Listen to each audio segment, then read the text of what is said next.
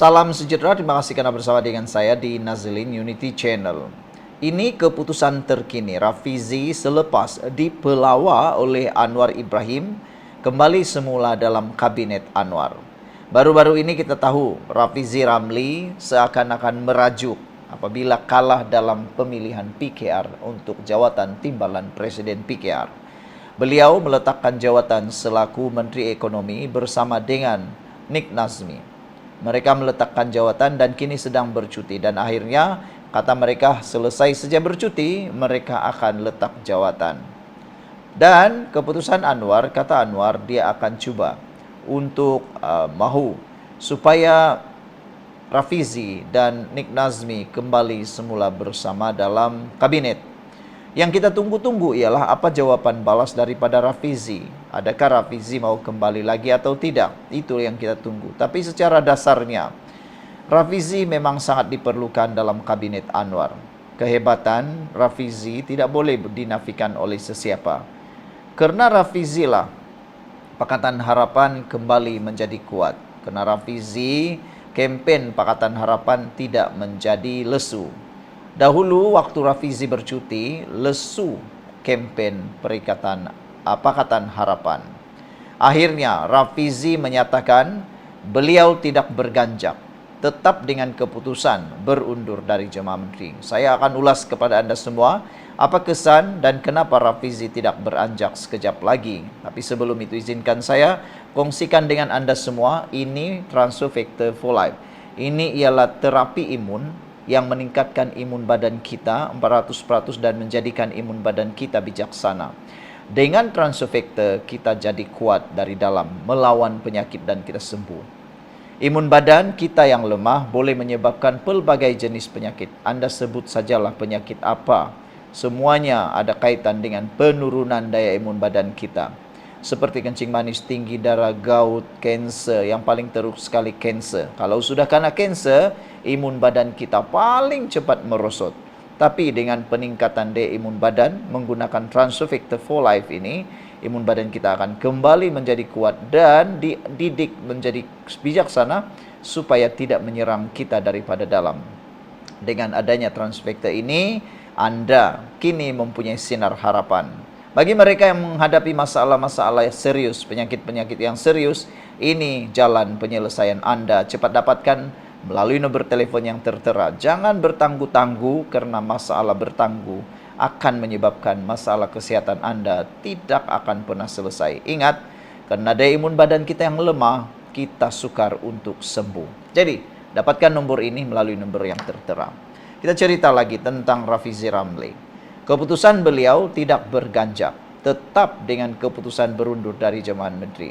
Sebelum saya ulas isu ini, saya minta bantuan Anda semua, tolong pula berikan ulasan Anda, berikan cadangan Anda, apa komen Anda tentang keputusan Rafizi tidak berganjak dan tetap berundur daripada Jemaah Menteri. Adakah ini baik atau jahat? Anda tentukan. Tolong tulis dalam ruangan komen. Pada pendapat dan hemah saya, ada pro dan kontra apabila Rafizi tetap meneruskan keputusan untuk berundur. Dari segi pro-nya, dari segi kebaikannya ialah Rafizi boleh bekerja di bawah lagi, menjadi tentera perang Pakatan Harapan di medan perang akar umbi. Beliau tidak perlu lagi risau untuk bersuara kerana terikat di dalam menteri. Karena sesungguhnya secara realitinya kalau Rafizi masih menteri, beliau tidak dapat mengemukakan pendapat beliau yang original asli. Karena beliau terikat dengan kabinet dan dalam kabinet itu ada pelbagai komponen parti politik. Termasuklah UMNO, Barisan Nasional dan sebagainya. Tapi kalau Rafizi tidak ada dalam kabinet dan tiada dalam kabinet, tidak terikat dengan persefahaman kabinet, beliau boleh lantang bercakap tentang beberapa parti politik, termasuklah Barisan Nasional, termasuklah parti-parti yang lain. Beliau juga bebas untuk mempertahankan Anwar Ibrahim, mempertahankan kerajaan perpaduan. Jadi ada baiknya juga Rafizi keluar daripada Jemaah Menteri. Dan kita rasakan dengan keluarnya Rafizi daripada Jemaah Menteri, beliau akan lebih ganas lagi. Dan Pakatan Harapan akan kembali menyengat dalam medan dunia politik Malaysia. Tetapi secara Kontrasnya atau berita buruknya apabila Rafizi keluar daripada jemaah menteri, maka ini akan menjadi isu yang sangat besar, yaitu siapa bakal mengganti Rafizi. Menteri Ekonomi Datuk Seri Rafizi Ramli dengan tegap dan tetap tegas menyatakan keputusan untuk berundur daripada jemaah menteri diteruskan. Meskipun Perdana Menteri Datuk Seri Anwar Ibrahim mahu beliau dan Nik Nazmi tidak melepaskan jawatan mereka itu. Dalam satu hantaran di Facebook, Rafizi menyatakan bahawa dia masuk ke pejabat buat kali terakhir semalam dan hari ini. Saya masuk ke pejabat buat kali terakhir semalam dan hari ini Jumaat untuk urusan-urusan terakhir termasuk mengemas pejabat, kata Rafizi. Rafizi turut menamakan pasukan pegawainya yang berkhidmat semasa bersama beliau. Beliau bersama dengan terdiri daripada Dr. Azhari, Benjamin Kwek, James Chai, Ismat Kayum dan Hakimi Zamri. Rafizi dan Nik Nazmi telah mengumumkan keputusan mengundurkan diri dari jemaah menteri susulan kekalahan mereka di dalam pemilihan PKR baru-baru ini. Rafizi kecundang dalam mempertahankan jawatan timbalan presiden. Sekian dulu untuk kali ini, jangan lupa tinggalkan komen Anda. Salam sejahtera, terima kasih karena bersama dengan saya di Nazilin Unity Channel. Hari ini kita dikejutkan lagi dengan kes daripada Yusuf Rauda. Hari ini Jabatan Peguam Negara dah mengingatkan supaya elak kenyataan spekulatif. Ahli Parlimen Perikatan Nasional ini komen 4R. Pemimpin Perikatan Nasional PN, Wan Ahmad Faisal Wan Ahmad Kamal dilihat secara sinis meninggalkan komen ringkas 4R. Walaupun Jabatan Peguam Negara sudah menggesa orang awam untuk mengelak daripada membuat penyataan bersifat spekulatif atau berbaur fitnah. Gesaan Jabatan Peguam Negara itu berhubung keputusan Mahkamah Tinggi Kuala Lumpur semalam yang melepas dan membebaskan bekas pembantu penyelidik ahli politik Muhammad Yusuf Rauda daripada pertuduhan mengedar dadah jenis kanabis dan memiliki 2 pistol tiruan tahun lalu. Menerusi kenyataan hari ini, Jabatan Peguam Negara menegaskan bahawa pentadbiran keadilan hendaklah tidak dijejaskan oleh perbicaraan melalui media, trial by media, sindiran awam, kedudukan atau persepsi. Jabatan ini akan meneliti keputusan kes dan mempertimbangkan semua aspek berkenan sebelum membuat sebarang tindakan lanjut. Sebelum kita teruskan ulasan ini, saya nak perkenalkan kepada anda semua, ini ialah Transofector for Life. Ini terapi imun yang meningkatkan daya imun badan kita 400%. Kita kena penyakit, kena imun badan kita yang lemah. Pelbagai penyakit yang disebabkan oleh imun badan yang lemah atau imun badan yang bodoh, seperti kencing manis, tinggi darah, gout, sakit badan, masuk angin, apalagi ya, penyakit-penyakit kanser payudara, kanser perut, kolon, gout, 3 serangkai kolesterol, semualah jenis penyakit yang berkaitan, ada kaitan dengan peningkatan dan penurunan daya imun badan kita. Tetapi dengan peningkatan daya imun badan kita, kita akan jadi sembuh, melawan penyakit daripada dalam. Jadi kalau anda sudah bosan sangat nak makan ubat, dah bosan sangat ulang alik temu janji dan sebagainya, mungkin ini jawapan kepada masalah persoalan anda. Hubungi nombor yang tertera, jangan tunggu dan jangan bertangguh-tangguh. Kita teruskan ulasan ini. Jabatan ini kekal komited dalam menegakkan kedaulatan undang-undang dan akan terus melaksanakan tanggungjawab menurut perlembagaan dan berintegriti. Saksama dan menghormati proses pengadilan, katanya. Walau bagaimanapun, pembangkang dilihat membuat pernyataan berbaur fitnah dan di luar skop alasan keputusan yang diberikan oleh mahkamah. Antaranya, pengguna X Rafiq Rashid yang mengaitkan dengan larangan membuat kenyataan menyentuh isu 3R, yaitu agama, bangsa dan raja. Dulu 3R campur 1R lagi, Rauda. Kebebasan bersuara jangan disekat, katanya, yang kemudian dikongsi Wan Faisal. Saudara-saudara sekalian, keputusan ini cukup mengejutkan kita. Keputusan dalam perbicaraan kes jenayah melibatkan Muhammad Yusuf Rauda sudah diberi amaran oleh Jabatan Peguam Negara melalui kenyataan. jangan gunakan apa-apa unsur yang boleh menyebabkan unsur 3R. Jadi Jabatan Peguam Negara sudah berikan amaran. Jadi sekarang ini apa saja perkara nak mereka tunggang. Wan Ahmad Faisal pun ya biasalah, dia ni memang terkenal. Kalau boleh tunggang, tungganglah setunggang-tunggangnya. Sekian dulu apa pula pendapat kamu semua. Kita jumpa lagi. Bye-bye. Salam sejahtera. Terima kasih kerana bersama dengan saya di Nazilin Unity Channel. Ada seorang netizen memberikan tajuk ini. Perikatan Nasional akan hancur dan mampus jika Anwar terus Perdana Menteri. Ini analisis realiti politik Malaysia. Wow. Beliau memberikan satu huraian yang cukup panjang lebar. Bagaimana Perikatan Nasional akan mampus jika Anwar terus jadi Perdana Menteri. Ini analisis politik yang luar biasa beliau berikan. Kenapa Perikatan Nasional PN gelabah setiap kali nama Anwar Ibrahim disebut? Kenapa mereka terdesak nak tumbangkan kerajaan sekarang juga? Jawapan dia mudah. Kalau Anwar kekal Perdana Menteri sampai PRU 16, PN mungkin akan mampus dalam politik Malaysia.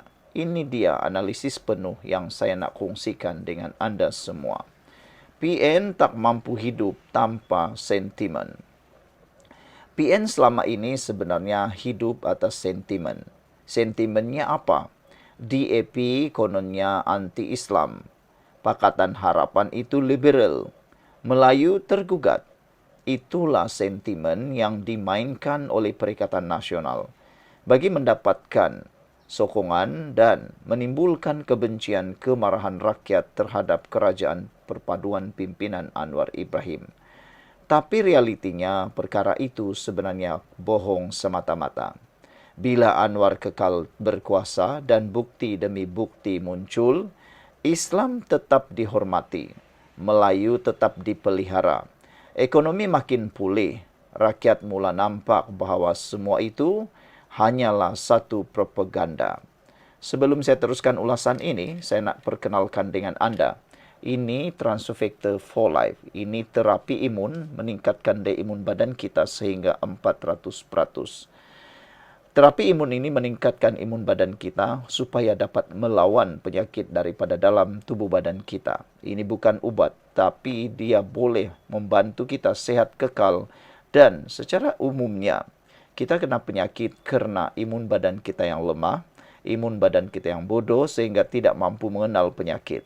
Dengan peningkatan daya imun badan dan imun badan kita dididik jadi bijaksana, kita akan jadi sembuh daripada penyakit yang kita alami kerana imun badan kita melawan daripada dalam. Jadi, secara umumnya juga, pelbagai jenis penyakit dan boleh kata hampir keseluruhan penyakit timbul disebabkan daya imun badan kita yang lemah. Sebut saja apa jenis penyakitnya yang anda kenal, seperti kencing manis, tinggi darah, ampus, asma, enzima, kanser. Paling orang takut kanser. Dengan peningkatan daya imun badan, kita dapat mengelak penyakit-penyakit tersebut dan kita boleh melawan penyakit tersebut dari dalam. Sudah banyak testimoni daripada pelanggan-pelanggan yang menggunakan produk ini. Dapatkan produk ini melalui nombor telefon yang tertera. Baiklah saudara-saudara sekalian. Ekonomi sekarang sudah bangkit. Sentimen pula hilang. Dengan peningkatan kualiti dan kestabilan ekonomi Malaysia melalui pelaburan luar yang meningkat, inflasi terkawal dan subsidi bersasar membantu rakyat, ini lebih meningkatkan kerisauan Perikatan Nasional bahawa memang benar paku terakhir untuk keranda Perikatan Nasional sudah ada di tangan tukang untuk dipakukan dan dikuburkan. Bila rakyat makin senang, marah pun hilang. Itu berita buruk untuk Perikatan Nasional. Mereka perlukan rakyat marah untuk hidup. Tanpa kemarahan, tanpa krisis, PN hilang isu, hilang oksigen politik. Itu sebabnya ramai netizen, pengulas dan penganalisis politik menyatakan bahawa PN sekarang tiada isu untuk dilawan kepada kerajaan perpaduan ini. Mereka terpaksa menggunakan isu-isu picisan, isu-isu murahan, semata-mata untuk mahu melihat Anwar Ibrahim tumbang. Anwar kini mengukuhkan institusi dan Perikatan Nasional pula terancam. Anwar tak sekadar jaga ekonomi, dia membersihkan sistem. Rasuah dibenteras, menteri tak boleh sewenang-wenangnya guna dana. SPRM, PDRM, Jabatan Peguam Negara AGC diberi kuasa bebas. Inilah yang tak pernah Perdana Menteri buat sebelum ini. Anwar Ibrahim di bawah pimpinan Anwar Ibrahim SPRM bergerak luar biasa. Bukan sekadar bilis kecil, ikan jerung, ikan paus yang ditangkap. Inilah sebabnya kenapa pemimpin-pemimpin lama begitu takut bila sistem semakin bersih. Siapa yang dulu main kotor akan rasa panas dan banyak bekas tangan PN masih ada file. Saudara-saudara sekalian, dengan ini undi Melayu semakin berubah. Dulu PN boleh kawal naratif Melayu Islam, tapi kini orang Melayu mudah dah celik politik. Mereka tengok TikTok, mereka tengok YouTube, bandingkan fakta. Mereka soal, kenapa masa PN jadi kerajaan ekonomi tenat? Kenapa masa itu tiada bantuan bersasar? Bila jawapan tak meyakinkan, mereka mula tinggalkan Perikatan Nasional PN. Anwar pula mula bina keyakinan semula. PRU 16, penentu ajal PN, ini persoalan paling panas yang mungkin Anda dengar. Jika Anwar kekal Perdana Menteri sampai PRU 16, banyak perkara akan berlaku. Antaranya, rakyat lebih stabil. Kepercayaan kepada kerajaan juga pulih sepenuhnya. Pakatan Harapan PH kukuh bersama rakan komponen terutamanya Barisan Nasional. Sebenarnya seperti yang diketahui orang ramai, penganalisis menyatakan bahawa PAS dan Perikatan Nasional sebenarnya mahu sangat mengorat Barisan Nasional, meminang Barisan Nasional supaya ada harapan, ada ruang mereka untuk menumbangkan Anwar Ibrahim. Namun, selagi Zahid menjadi pemimpin Barisan Nasional, tiada peluang Perikatan Nasional untuk memikat dan mengorat Barisan Nasional. Dalam keadaan itu, Perikatan Nasional juga sukar mencari modal. Mereka mungkin hilang negeri, hilang kerusi, hilang arah. Sebab itu mereka panik sekarang. Masa kini bukan di pihak mereka lagi. Sebagai penutupnya kepada ulasan, kepada hantaran netizen yang luar biasa ini, Perikatan Nasional tahu mereka tak boleh tunggu PRU 16. Sebab makin lama Anwar kekal, makin kuat beliau, makin lemahlah mereka. Jadi, jangan pelik kalau mereka terus menjerit, buat huru-hara. Itu petanda mereka tahu game hampir tamat. Jangan pelik kalau apa juga isu mereka tunggang dan kaitkan dengan Perdana Menteri Anwar Ibrahim, lalu mereka meminta menjerit Anwar Ibrahim letak jawatan. Malaysia sedang berubah, jangan lagi undur ke belakang. Sekian dulu untuk kali ini, jangan lupa tinggalkan komen Anda.